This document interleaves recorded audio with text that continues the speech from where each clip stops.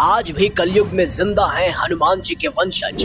त्रेता युग से इस गुफा में छुप कर बैठे हैं।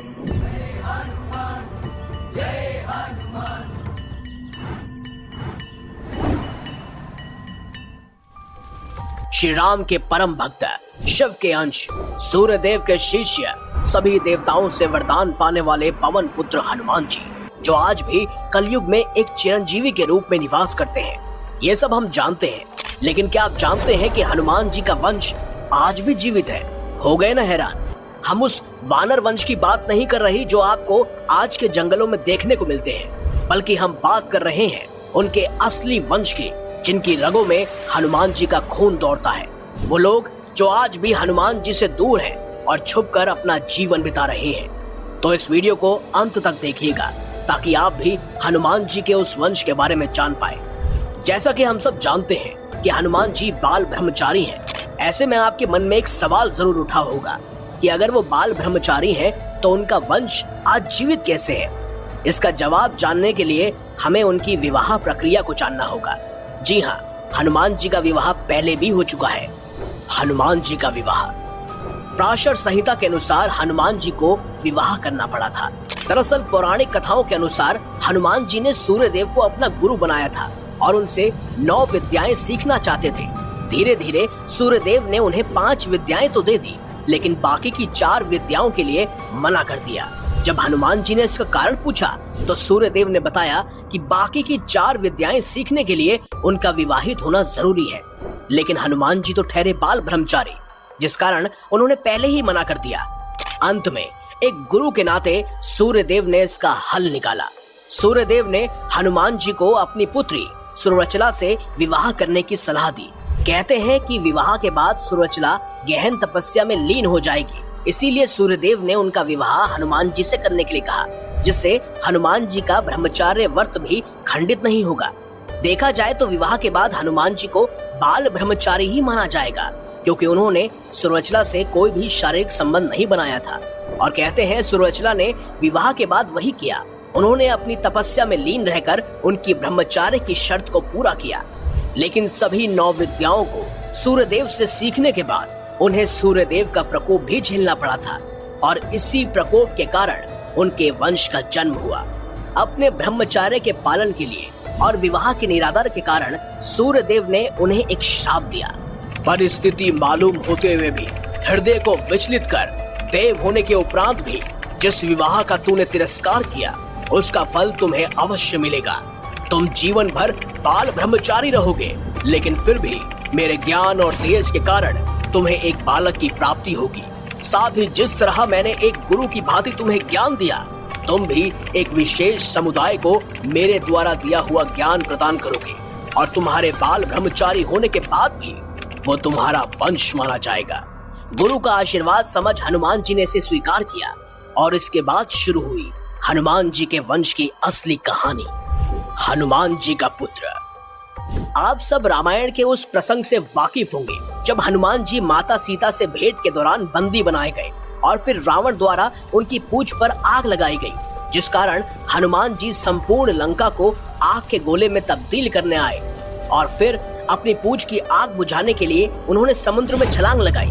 सूर्य के समान तेज के कारण उनके शरीर का तापमान बहुत अधिक हुआ और उनके पसीने की एक बूंद समुद्र में जा गिरी। कहते हैं उस बूंद को एक विशाल मकर ने निगल लिया, और ना चाहते हुए भी सूर्य के श्राप और हनुमान जी के कर्म फल के कारण उस पसीने की बूंद से मछली गर्भवती हुई। उसके पेट से हनुमान जी के समान दिखने वाला एक वानर बालक जन्मा, जिसका नाम था मकरध्वज। कहते हैं मछुआरों ने उस मछली को पकड़ा और पातालपुरी के राजा अहिरावण के सामने पेश किया। फिर अहिरावण ने मकरध्वज की अतुल्य शक्ति और तेज को पहचानकर उसे पातालपुरी का मुख्य द्वारपाल नियुक्त किया। बाद में जब हनुमान जी राम लक्ष्मण को बचाने पातालपुरी गए तो उनकी भेंट मकरध्वज से हुई। मकरध्वज ने उन्हें रोकना चाहा, उनसे युद्ध भी किया, जिसके बाद जब हनुमान जी को सच्चाई पता चली तो वह मकरध्वज को आशीर्वाद देकर आगे चले गए। इस प्रकार मकरध्वज का जन्म हनुमान जी के पसीने से एक दैवीय प्रक्रिया के माध्यम से हुआ, जो उनके ब्रह्मचर्य के प्रति निष्ठा का प्रतीक भी है, क्योंकि इसमें उनका कोई भी शारीरिक संबंध शामिल नहीं था, लेकिन था तो वो सूर्य का श्राप ही। कहते हैं मकर ध्वज आज भी पाताल के राजा के रूप में विद्यमान है और आज भी जीवित अवस्था में है।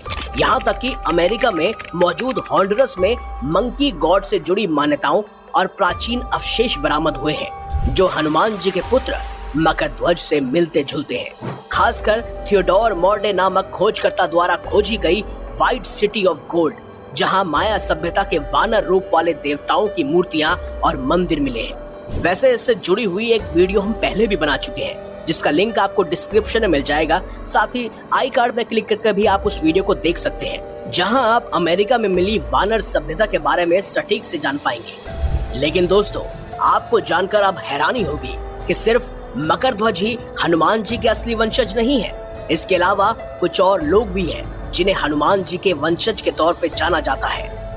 हनुमान जी का वंशज कबीला। हम सब जानते हैं कि हनुमान जी अजर अमर और चिरंजीवी हैं, जो इस पृथ्वी पर निवास करते हैं। लेकिन क्या आप जानते हैं कि श्रीलंका में एक ऐसी जगह है जहां हनुमान जी हर 41 साल में एक बार जरूर आते हैं, वो भी एक ऐसे कबीले से मिलने जो उनके वंशज माने जाते हैं।